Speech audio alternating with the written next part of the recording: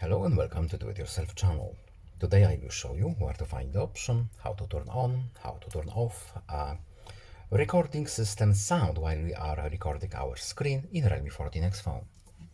So first of all we need to go to our phone settings, then we need to open accessibility and convenience menu, then we need to scroll down to screen recording option, and at the top we have tutorials and explanations, and here we have our options. So record system sound at maximum volume. So here is the switch. Now the option is off, now the option is on. Pretty simple. And that's all. I hope this video was helpful to you. Please leave a like and subscribe. Have a nice day and see you in the next video. Goodbye.